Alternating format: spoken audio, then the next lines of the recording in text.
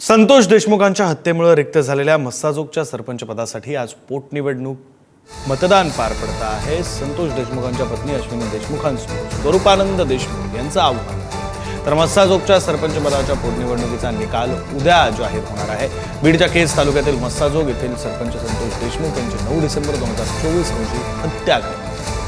त्यामुळे रिक्त झालेल्या सरपंच पदासाठी आज मतदान प्रक्रिया पार पडते। या निवडणुकीमध्ये संतोष देशमुख यांच्या पत्नी अश्विनी देशमुख यांच्यासमोर स्वरूपानंद देशमुख यांनी आव्हान निर्माण केलं असून आज मतदान तर उद्या मतमोजणी होणार आहे। या निवडणुकीकडे सर्वांचं लक्ष लागलेलं आहे।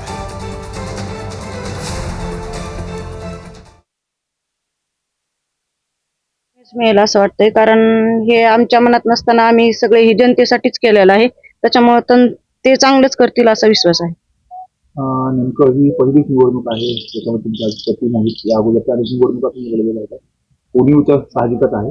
काय आठवणी आहेत निवडणुकीच्या आणि आता लोकांना काय वाटतं? अण्णा होते त्यावेळेस इतका संघर्ष करावा म्हणजे वैयक्तिक मला लागला नव्हता। जे पाहत होते ते अण्णाच पाहत होते, ती आज त्यांची उणीव फार जाणवत आहे। माझ्या कुटुंबाच्या मागे पूर्ण एकजुटीनं उभा राहिला। त्यांच्यासाठी ज्या ज्या लढे करणं गरजेचं होतं त्या लढ्यामध्ये सगळे लोक आमच्या सोबत होते, त्यांच्या कुटुंबासोबत होते। परंतु हे राजकीय लढाई आहे, राजकीय लढाई वेगळी आणि न्यायालयीन लढाई वेगळी। संविधानानं मला अधिकार दिलाय म्हणून मी निवडणूक लढवित आहे।